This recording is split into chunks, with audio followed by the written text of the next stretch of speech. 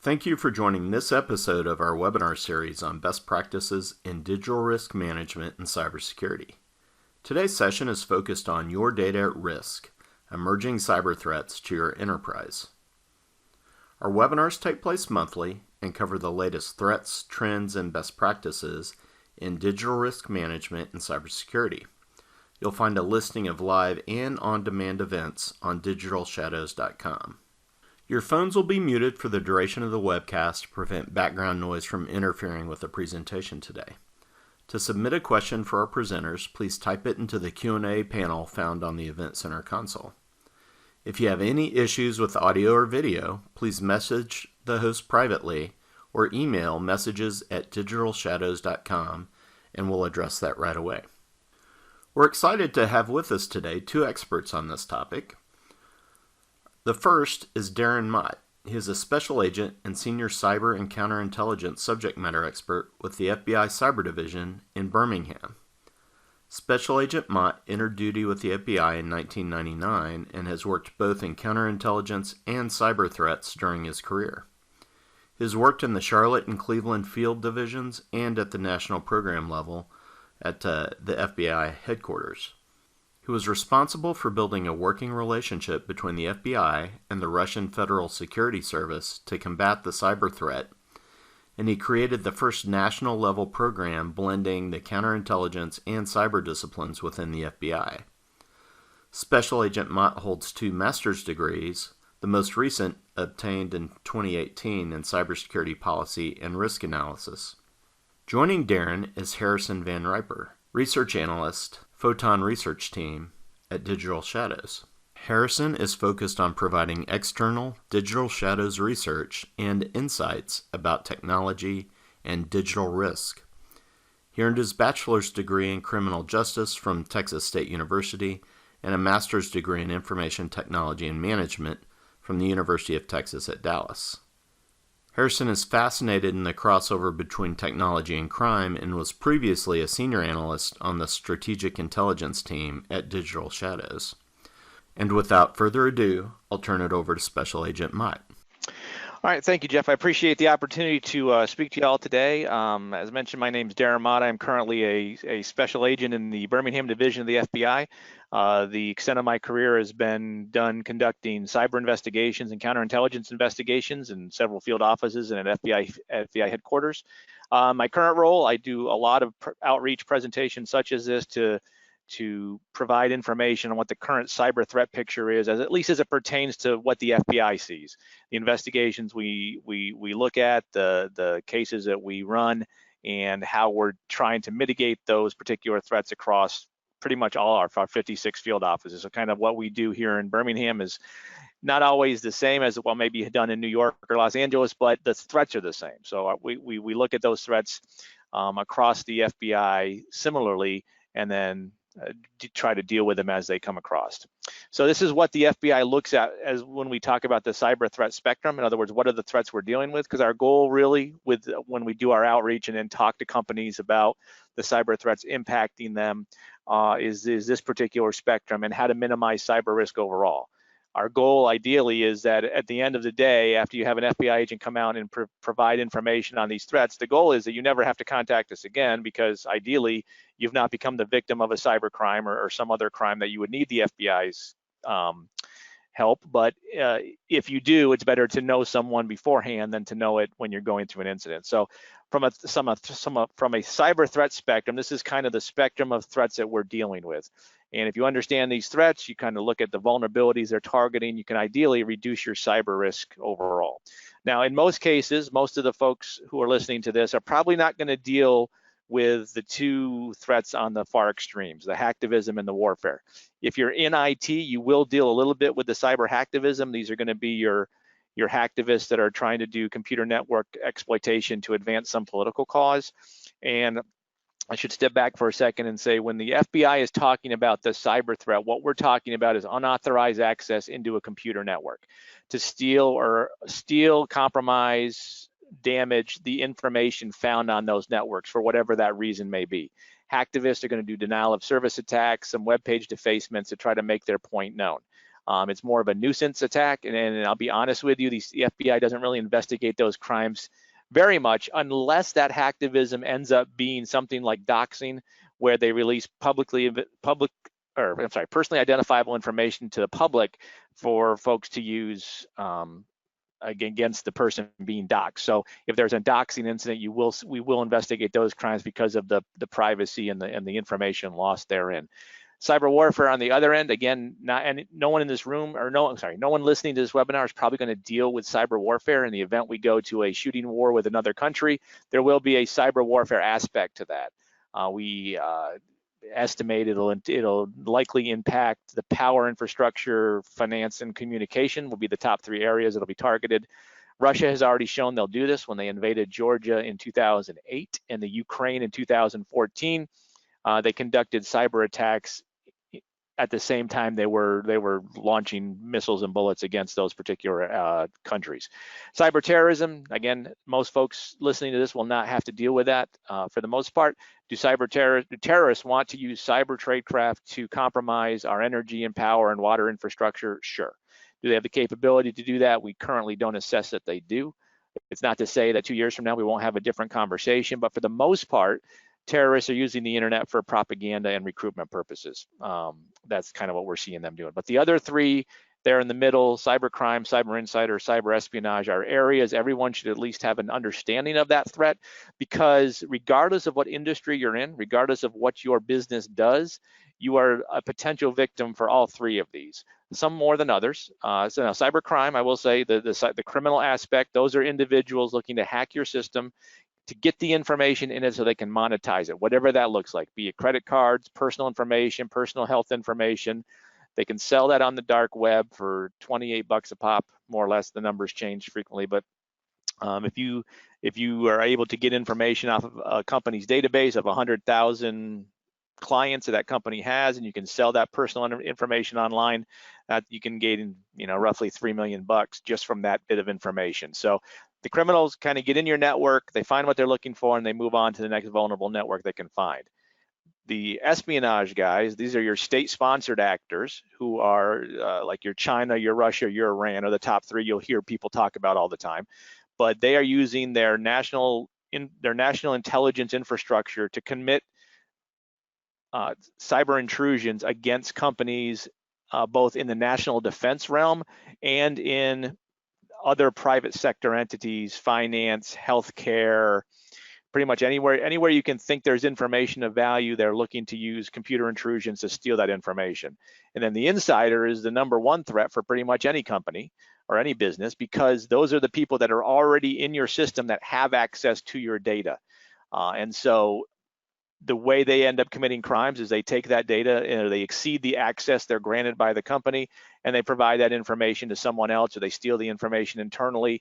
And the cyber criminal guys, the cyber espionage guys are looking for that insider primarily because those people have that information. And talking about the insider threat and all these things is a whole different conversation that you could have in a separate webinar, but those are kind of the three main threats that most businesses need to understand: the cyber criminal, the insider, and the nation state actor. And a lot of times companies may say, well, why would China want my information? And it may be, if you're a small company that builds car parts, maybe China or Russia doesn't want your information, but they want to use your network to launch attacks against other entities that they may be of interest to. Just as an example, I am in Huntsville, Alabama.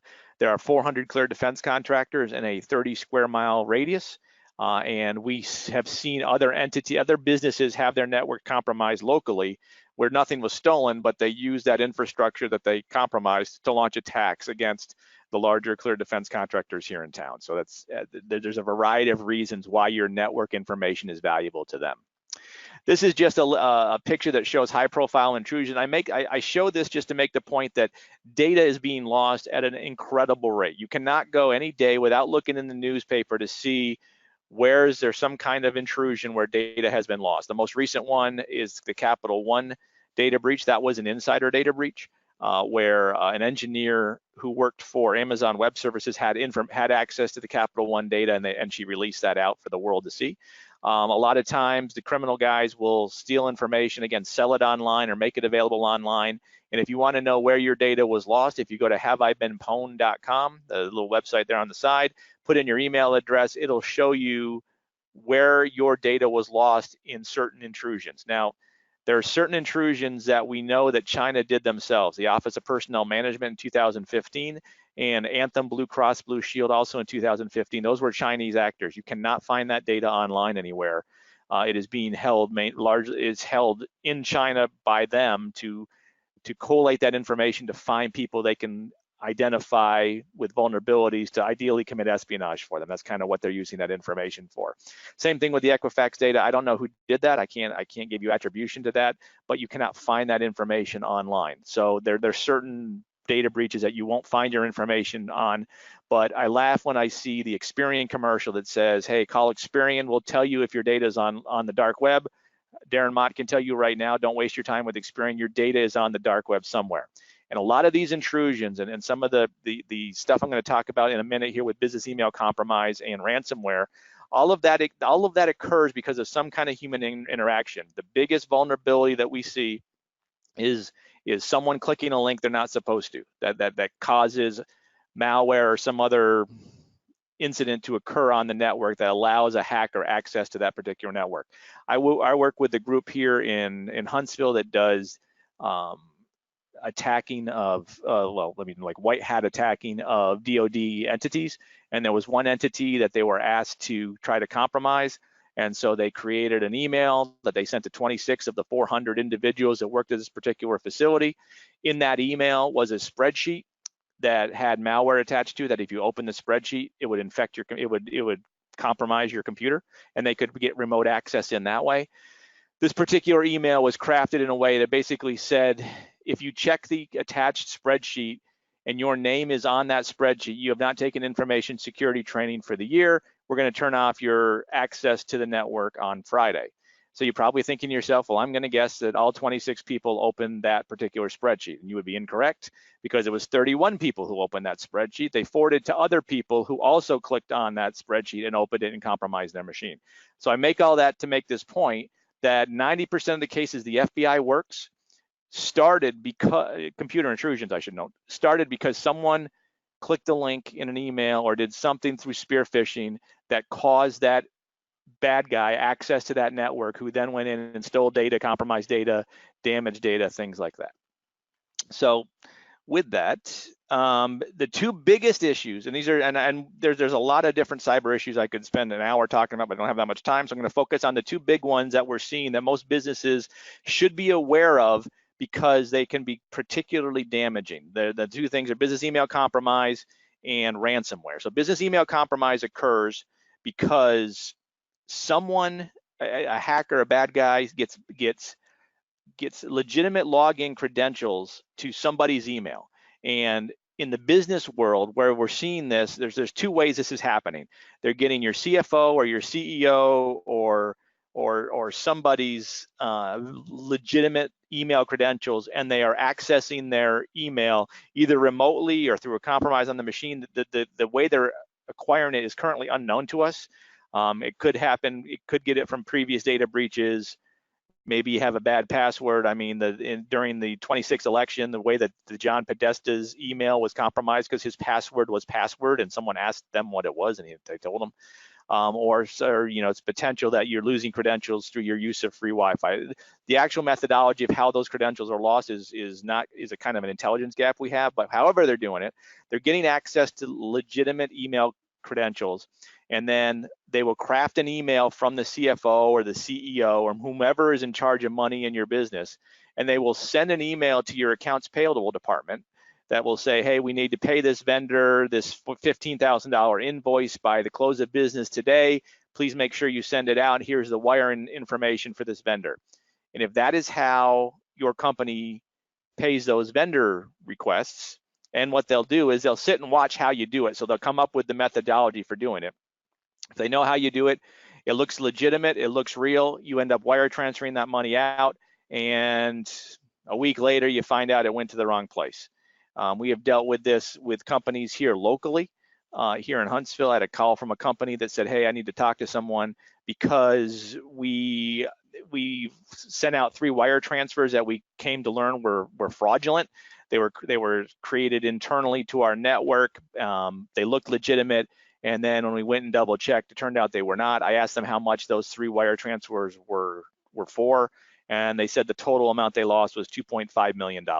So these are very effective, very smart, crafted emails that are getting through. And so, and I mention all this because you need to come up with a new policy or some kind of policy that someone talks to someone before you send out huge wire transfers.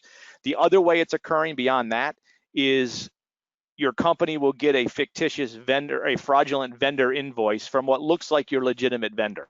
So they are in the vendor's email. They see that, these invoices go to your company and you end up paying them however you pay them. They will send an invoice with, again, fraudulent wire transfer information that to you, it looks legitimate. And if you don't make that phone call back to the vendor to verify it's real, then there's the potential you could be out whatever that invoice is. So that's kind of what we're seeing with the business email compromise there, and the risk value for this. In other words, how do you lower risk for this overall? Well, the key thing is have a follow-up, some kind of follow-up request by voice, and have a process that you can trust that works. And how you come up with that, it's kind of has to be, it's kind of look at that yourself and figure out what's the best approach to that. But just understand that this is probably financially the #1 criminal issue that businesses are dealing with from a cyber perspective.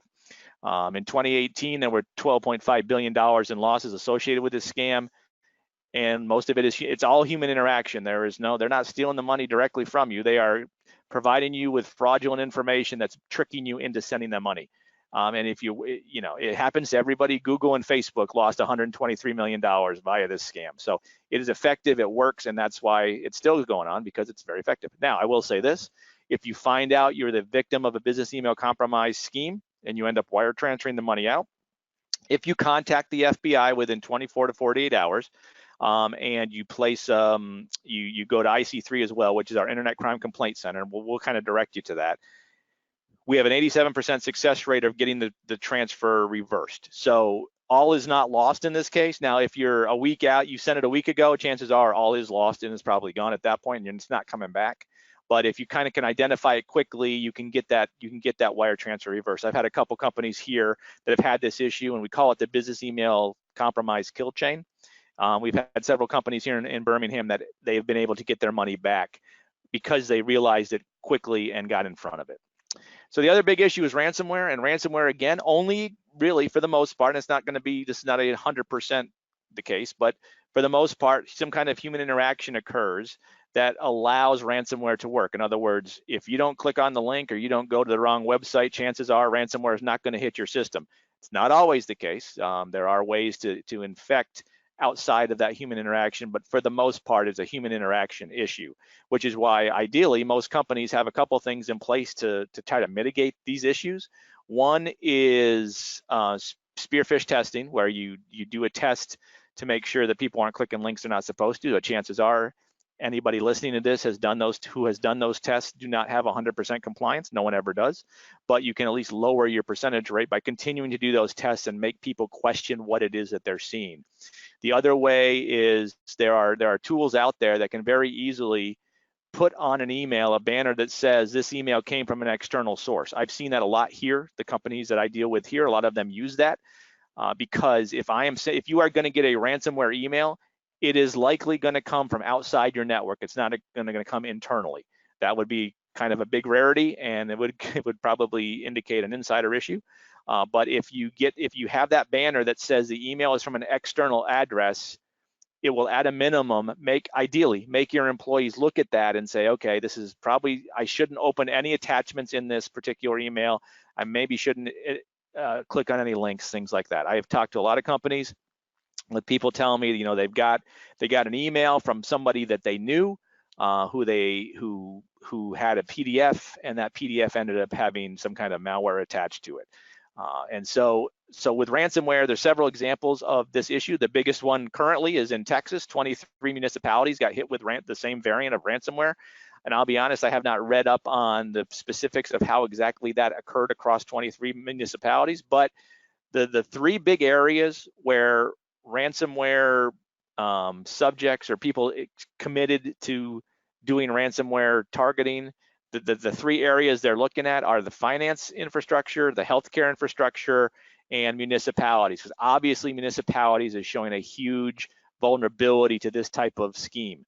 Atlanta, they're up to $19 million dealing with their ransomware attack. Baltimore got hit. Albany, New York was hit. Cleveland, Ohio was hit. There was a municipality in Florida that was compromised, and they ended up paying $600,000 to get their stuff decrypted, which, if you take a look at Atlanta's example, spending $19 million to fix your problem, $600,000 is probably a good deal. It happened here in Leeds, Alabama, but the one here in Leeds, the mayor was able to talk the hacker down from 20,000 to 8,000. So that's the best success story I've seen from a ransomware perspective. But a couple of things you have to think about if you are hit with ransomware: if you have backups that are not infected, and then a lot of the ransomware that we're starting to see now stays dormant for 30 days because it waits until you end up backing up the ransomware into your backup system, and then backups are useless. But if you have the ability to have backups that you know are clean, and you're monitoring those external emails for attachments or malicious links, you can greatly decrease the risk value that ransomware has. Now, if you, a lot of instances of different places that I've seen personally, they had no backups. There was a local police department here in Huntsville. They got hit with ransomware, and they paid the cost to get it decrypted was $4,000. It was 2 Bitcoin at the time, which was a couple years ago. And they elected not to pay the ransomware. That's the FBI stance, is don't pay the ransomware. Now, Darren Mott's stance is a little different.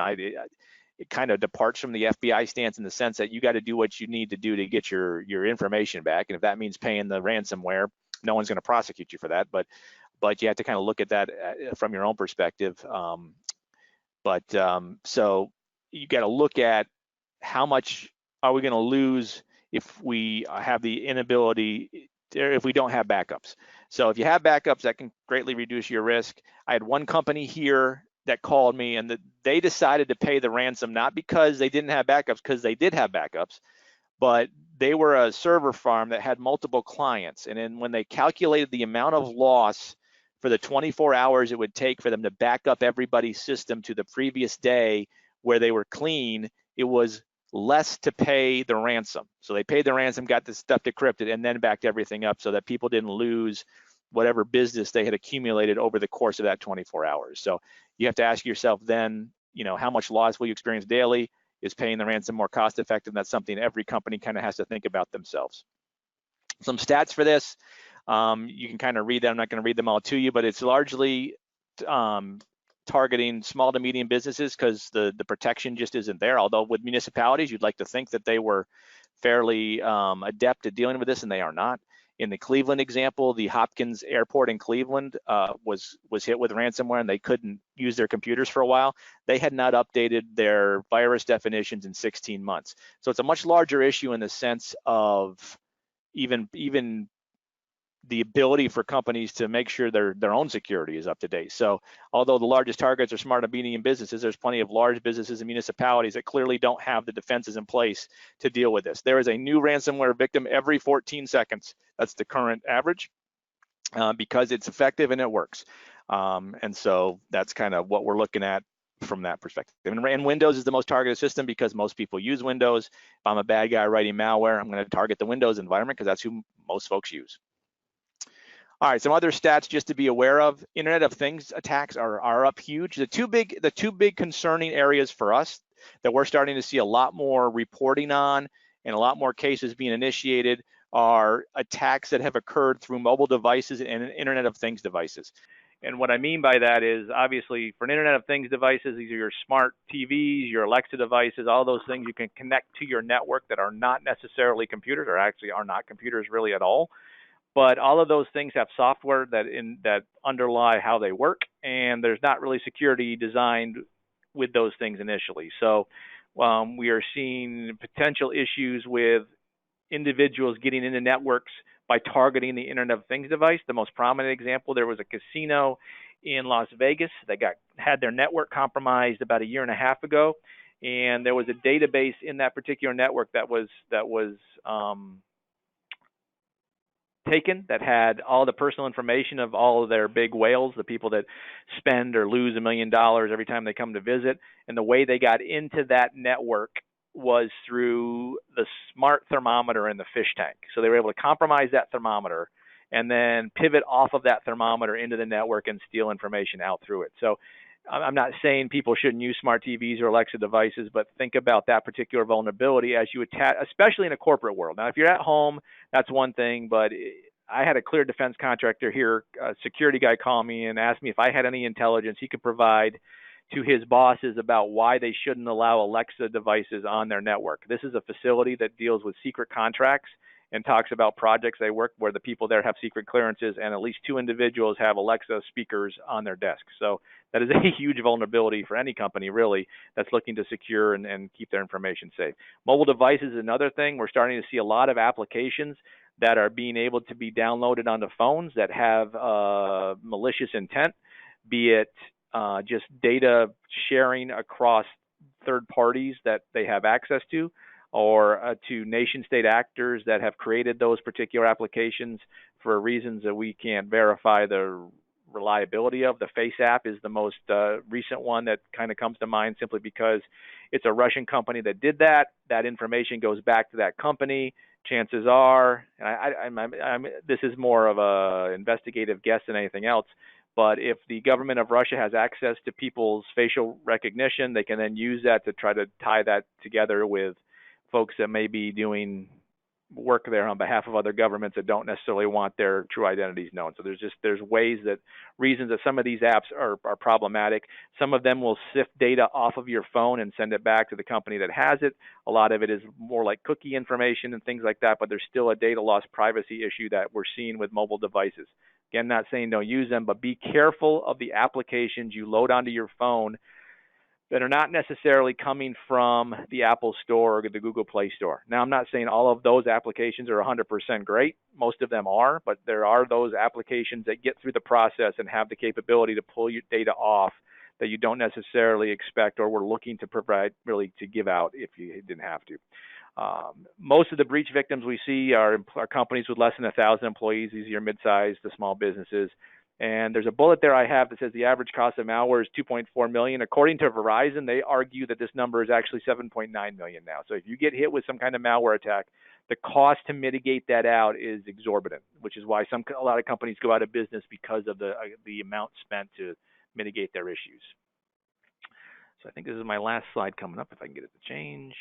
There we go. Yeah, so some points to note. Data breaches are not slowing down. People are spending a lot of money on cybersecurity, but we are not seeing a lessening of those data breaches. If anything, our caseload is going up at a much larger rate than money is being spent to deal with them. I have yet to go to a company that told us, hey, it was our turn to be a victim. That's how things happen. We had $7.9 million off to the side here just in case it happened. No one expects to be a victim, largely because no one thinks that the information they have is of value. But I can guarantee you, any company that we talk to, we can figure out what the value of your information is and why criminal cyber actors would want it, why nation-state cyber actors might want it, and why your insiders might want it. So everybody has information somebody wants. Identify your crown jewels and figure whatever it is that makes your business important and makes you the money that keeps you in business. Identify those things and protect them as best you can. If that means put them on a standalone isolated network, do that. If it means encrypt it or put it on a BitLocker system or restrict access, figure out what it is that makes your company what your company is and protect that information like nobody's business. Because I guarantee you, if it is something that puts you in the top 5% of your business market, China's going to try to steal it so they can duplicate it and undercut you. And then think of your employees as your first line of defense. Don't think of them as your first line of vulnerability. The more information employees have as to what the threats and vulnerabilities are, the more likely it is that you will lower your risk overall. And it's something that the Bureau provides in any field office. There's what's called the Office of Private Sector Coordinator, and these are people who will go out and they will give threat briefings to your employees, to your management, to whomever would want that information so they know what these threats are, what we're seeing, and basically it spreads the word so that you don't have to call the FBI because you had some kind of data breach or something along those lines. And that is my part of this. I'm happy to answer any questions you might have, or I'll answer them at the end when everyone's done. Great. Thanks, Darren. That was a fascinating presentation. And now I'll pass it over to Harrison Van Riper. Harrison? All right, so I'm Harrison Van Riper. I'm a research analyst here at Digital Shadows, where I've been for a little over 3 years now. Before this role, I was on both sides of our intelligence teams here at Digital Shadows, working directly with clients, as well as on the strategic intelligence team, looking at kind of bigger picture risks and threats in the landscape in general. In December, I did another webinar with the FBI, actually, kind of about predictions in cyber threats in the cyber threat landscape. And that was really good. I've also done blogs and interviews. And for any of this stuff, feel free to go to resources.digitalshadows.com and you can find links to all that there. I also run the podcast, as you can see on the right, as I'm staring at one of my guests. But yeah, so please check that out, Shadow Talk. That's also one of our threat intel podcasts. So one of the biggest challenges really for organizations is that the data that they're trying to protect is already outside their organization. So traditional firewalls, data loss prevention rules, email rules, they're not really enough in today's connected world. It's definitely a step in the right direction, but they're not enough. Your data is already out there. So whether it's in those publicly accessible file stores or a misconfigured file sharing website, it's kind of already left your boundaries. And this is especially true in the age of digital transformation. So these new realities that companies are facing, like infrastructure as a service that's operating off-prem, or which is also constantly changing and spinning up and spinning down servers and things like this, as well as shadow IT and other unknowns that could really exist within a supply chain, that could come into your environment as a result of a merger acquisition. These are all things that companies are facing every single day.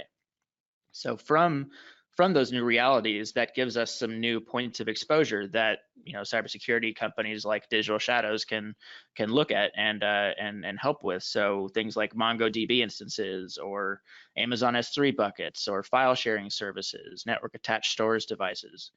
These are things that we've seen. These are things that we've seen news stories for, constantly, like Darren talked about. We see them constantly in the news being reported on every single week. And if you think that I'm just kind of like hyping this up, I'm really not really trying to. This is all pretty much backed up by data that me and my team have produced. So this is some of my team's most recent research around inadvertent file exposure. As of May of this year, in 2019, there's about 2.3 billion files being exposed across some of those technologies that I was just talking about on the previous slide. So things like NAS drives, or S3 buckets, FTP servers, rsync servers, SMB file shares. And this research was actually an update to a similar report that we did the year prior, and we saw, in that gap time, we saw a 50% increase in the amount of files actually being exposed. Again, this is in the day and age of GDPR and regulations that are coming up around exposed data specifically, and to see that this exposure is not slowing down. If anything, it's growing at a rapid pace. It's definitely something that organizations need to kind of keep an eye on and hopefully curtail. And so those were just a couple examples of digital risks that can expose your company. So all these things here on the slide are things that a security team would potentially want to keep an eye on. So things like domain names, code snippets, specific IP ranges, patent information. These are all things that, in an ideal world, when we have unlimited money and unlimited resources to keep an eye on and monitor for and keep up to date and all that, I kind of want to talk about how these actually translate into something that could hurt a company, right? How can these actually turn into threats? So this is just kind of an example slide that I have here. So whether it's employee credentials or infrastructure or customer data, that data can be used to perform account takeovers, exploit a vulnerability, conduct spear phishing attacks. I mean, again, I think you can kind of see where I'm going with this, but this results in a hit to the brand's reputation. There could be compliance or privacy violations, GDPR, for instance, a loss in revenue. It's kind of a lot of different things that could happen, and not very good stuff. All of these little bits are kind of little key items that can be within an attacker's arsenal. All the little data bits that I have here at the bottom of the screen can lead to the attacks that you see at the top. I kind of just covered that on the other slide, but again, these little bits of data on their own might not seem like such a big risk, but in the hands of a known cyber criminal who knows what to do with those pieces of information, they will use it to their advantage. So it's definitely something that we need to curtail, keep an eye on. Kind of wanted to walk through a little scenario here that goes through the various stages that we here at Digital Shadows see attackers go through in order to get access to your data, whether that's internally or externally.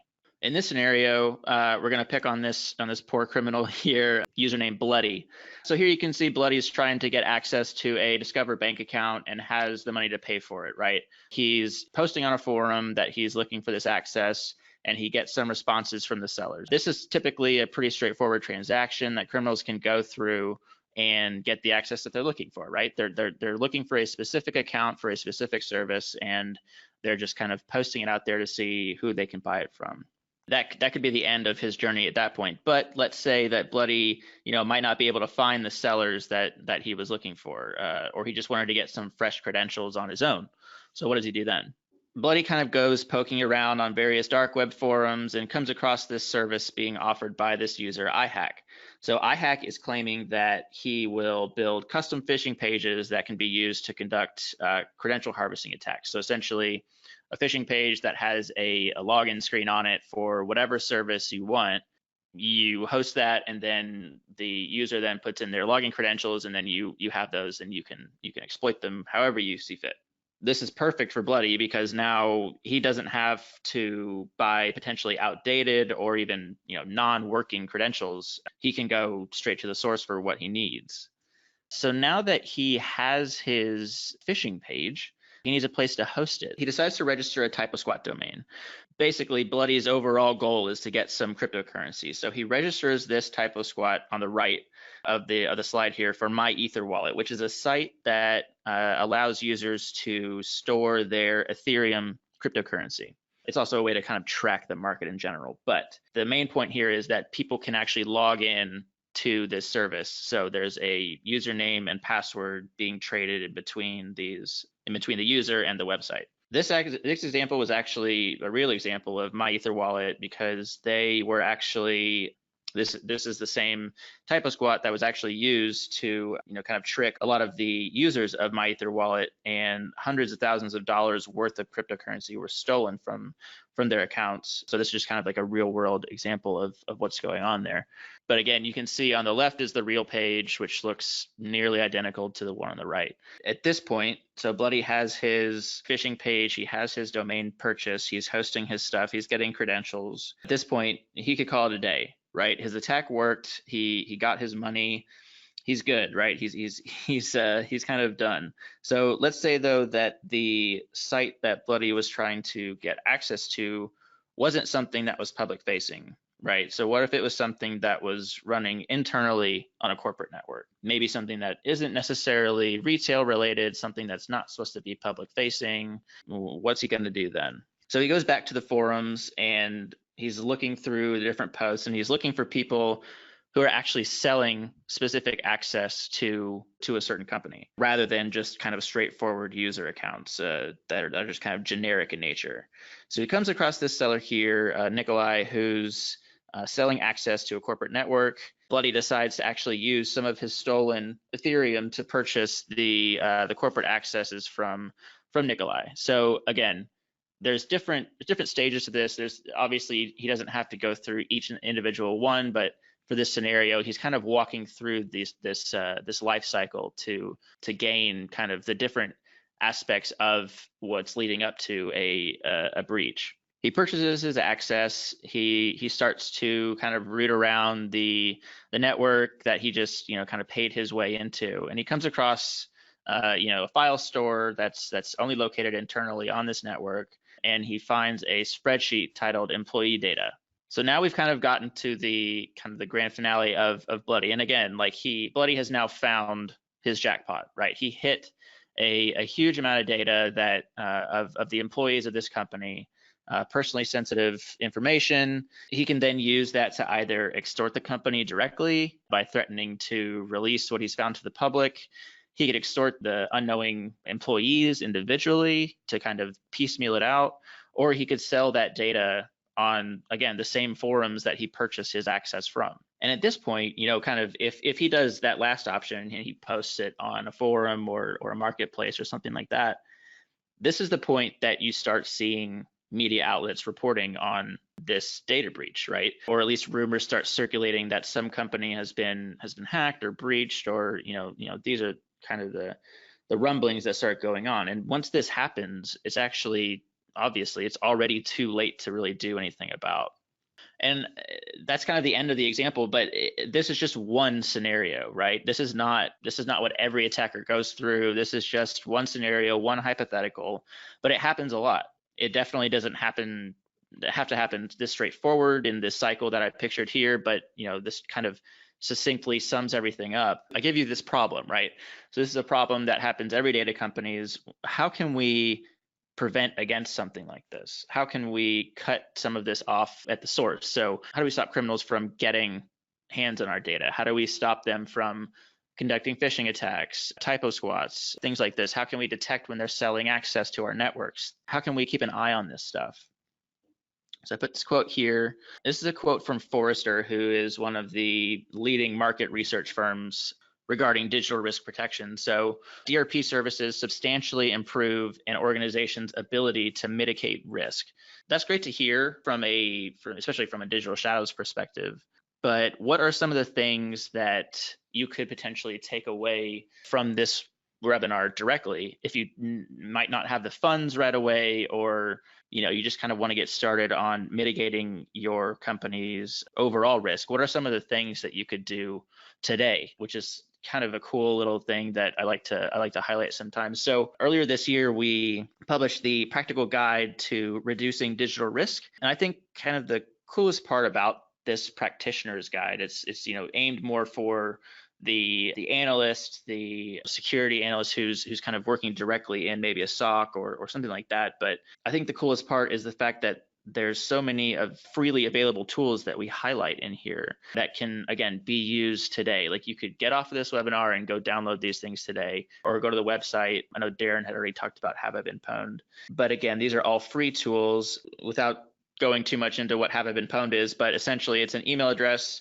lookup site, basically, that you can see if your email address that you input in there has been included in a publicly released data breach. Obviously, if your email shows up there and it says that you've been exposed in that way, you should probably change your password. If you haven't changed it in a while, it's a good thing to change anyways.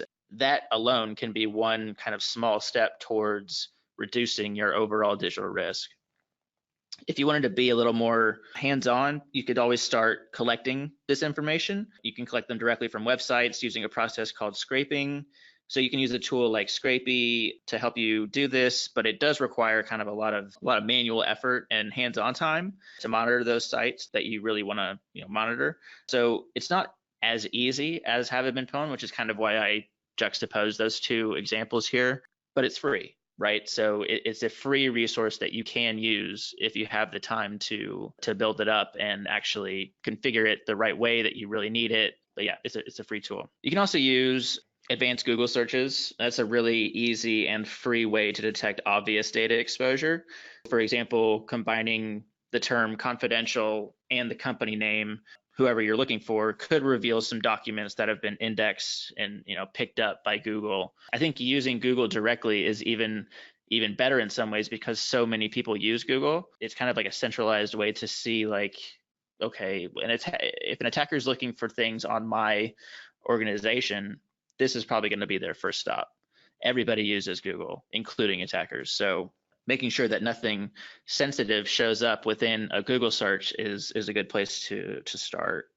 You can also set up Google alerts for your company website or even specific terms to detect when they're picked up by the Google search engine, whenever they're picked up by different indexing crawlers that Google uses to find all that information. Those are really easy ways that you can start kind of keeping an eye on what your exposure really is. Finally, looking at phishing sites, when you start getting a little bit more into like the medium level resources that you can start pulling information from URL House, which can be really useful, especially for financial services. URL House has data related to domains that have been detected being used as part of spam or other fraud campaigns. You can also use, DNS Twist. That's also a good way to again see if there's any typo squat domains that are being used. You can see if they're registered, if they have a name server attached. You can see if they have an MX server attached. So potentially that could mean that they're being used for email spam campaigns or phishing campaigns, things like that. These are all free. They're all available and kind of useful and included within the practical guide, which is also free and can find on the main Digital Shadows website. I think that is my last slide. So I'll pass it back over to our host. Thanks, Harrison. We had some questions come in, and as we get started with those, I want to draw your attention to the screen. You have the opportunity to test drive Digital Shadows Searchlight free for 7 days. Simply visit us at digitalshadows.com and you can sign up. Okay, and our first question, we had a couple of people ask, what's the best way to alert the FBI of a cyber attack? Darren, would you like to take that one? Okay, yep. Regardless of where you're located in the country, there's going to be one of 56 field offices nearby wherever you are. And the best thing to do is to have a point of contact at the FBI before you have a data breach or some kind of other issue where you need FBI assistance. And every office has an Office of Private Sector Coordinator that will go out and do threat briefings and at least provide you with that initial point of contact. So, but if you don't have that relationship or haven't created it yet and you have a data breach, the best thing to do is contact the FBI as quickly as you can. For the most part, for intrusions and other types of cyber activity, the FBI is one of the primary investigative resources for the country to investigate those things, especially because they're all almost always federal statutes involved that allow us to be involved. The issue you may see, just for your own awareness, is certain areas of the country have different thresholds for when they'll open cases or not. For example, if there's a $10,000 business email compromise in Birmingham, Alabama, we would probably investigate that, but New York City may not. Their threshold may be higher, and that's determined by the U.S. Attorney's Office. But that shouldn't deter you from at least contacting your local FBI office if you have an incident, just so we can help provide suggestions, awareness, and any help we can provide going forward. Great. Thanks, Darren. Mm-hmm. The next question we had come in terms of prioritizing threat response, what best practices do you recommend? Do you want to take that one first, Harrison? Yeah, sure. So I think definitely planning ahead of time. I think usually if you're in a situation where you're trying to figure out what the processes are as we'll say a breach or some sort of incident is actually happening, that's not a situation that you necessarily want to be in. We talked about ransomware earlier. I think one of the common things you hear is have a ransomware playbook. Who's going to respond to this incident? What are the other teams that we need to get involved, whether that's legal or a PR firm or something like that, like crisis management types of stuff. I think that's important. I think also, again, this kind of goes to ahead of time, identifying what those critical systems and what those critical pieces of data are and knowing exactly where they're located. Sometimes I go back to the amount of exposed data that's actually out there. Sometimes that critical information, we don't even realize that it's being exposed, or it's just unintentional. So really having a sure understanding of how those systems are operating, whether or not they need to be online, connected to the internet or not, that's kind of a good way to plan for it. In terms of responding actually directly to it, maybe Darren has some more insight into actual response for those incidents. What are your thoughts, Darren?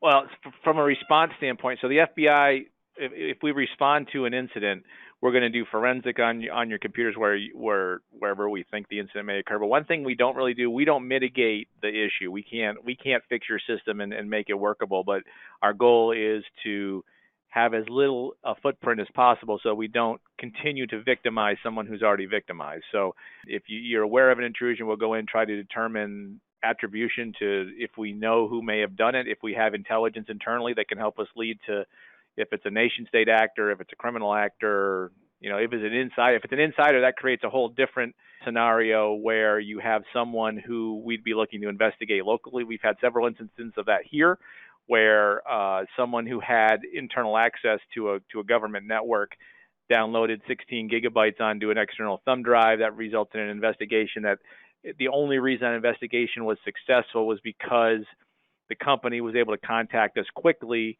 before the person had left the jurisdiction or before the data was lost or before they had the inability to really track where it went to. So that's kind of what our involvement is from a dealing with the scenario as it's going on, is trying to gather that evidence so that we can prosecute someone down the line, or at least gather intelligence to identify, this company got hit by this particular nation state, and that intelligence can help protect other companies from not becoming victims down the road.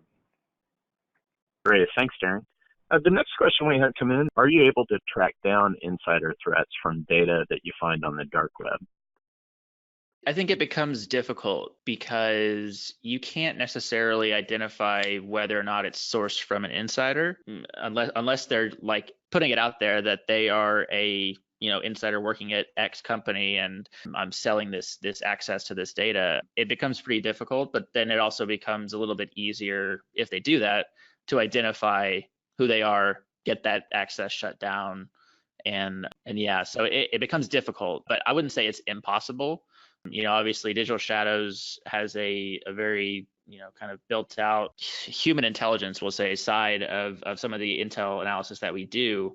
And so, communicating with kind of underground threat actors and things like that can kind of give us a good assessment maybe of what's going on. But I think it's pretty difficult to identify directly if it's sourced from insider. I would agree with that. It would depend on their tradecraft. If they're very poor at their tradecraft and they leave enough breadcrumbs for us to identify back to where they're coming from, that's one thing. But if they're very good at what they're doing, they're encrypting their location, they're encrypting the data, they're making it impossible to trace their location and get attribution, we're probably never going to find them, quite frankly. And human, I would jump on top of as well the human intelligence piece, and that's where most of our cases are made, is because we had individuals who had access to those particular folks and were able to give us information that had nothing to do with the ability to track them on the dark web or not. Okay, great. And then the last question refers to the issue that you had talked about, Darren, about malicious mobile apps. How do I identify malicious mobile apps in my environment? Yeah, that's a tough one. Part of it is if you have the ability, and then some of them, when they're malicious, I'm not always meaning that they have ill intent in the sense that there's a hacker putting it out there. Now, there are instances of that, and if you're going outside of the Google Play Store to download the apps, you're kind of taking your life in your own hands, if you will, because there's an increased risk of no one's vetted that app out. And if it's written correctly, there's no way to even know that data is being processed through your phone unless you have some kind of forensic capability to look at your phone in real time as it's doing the stuff that it's doing. Now, I will say with Androids are more vulnerable than Apple phones simply because of the methodology for which you can download those third-party apps. So if you had an antivirus suite on your phone, that would help reduce that risk, because if it can identify those malicious apps, it will do so. But like with any other antivirus program, the effectiveness is limited to what it knows exists. So if you have an app that you download that's pulling your banking credentials off your phone and you have no way to know it's occurring, it's going to happen without your knowledge. Now, some of the other ones just have maliciousness in the sense of how they're oriented and how they track information, and it's in their terms of service. So it's hard to read everybody's terms of service, but if there was terms of service that said that anything you do on this app, they can pull information off any part of your phone, or if there's odd wording like that, then perhaps that's not an app that you should necessarily use.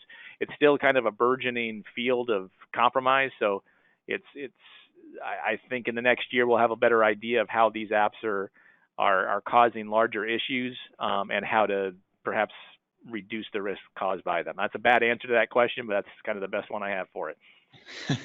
No, I think that's a great answer. Darren, I wanted to add in one thing. I think, Digital Shadows kind of has a capability to monitor malicious mobile apps. So essentially our clients will identify, say they have like an internal app that they developed for their employees only. or something even, broader than that. But they will identify that, and then we will kind of keep that as a source, and then we will scan the other app stores and then identify whether or not there's something that doesn't line up with the information that the client has provided, whether it's kind of doing something outside the norm in terms of like capabilities, if it's like key logging or something like that. If it's just doing something malicious, that's something that we can identify. And yeah, I think that was just kind of like a cool little feature that is I think very useful for a lot of different organizations from that kind of use case perspective. And I think third-party companies like Digital Shadows and things like that, they're in a much better position to be able to find that information than the Bureau is, because you can be more proactive than we're just a reactive organization, really, at the end of the day is where we're kind of at. So, yeah, so companies like Digital Shadows are in a much better place to be able to do those kind of things, and thank God for them. And with that, I'd like to thank our speakers today, Special Agent Darren Mott and Harrison Van Riper of Digital Shadows. And thanks everybody for attending today's session. And be sure to watch your inbox for an invite to our next webinar on best practices in digital risk management and cybersecurity. Take care.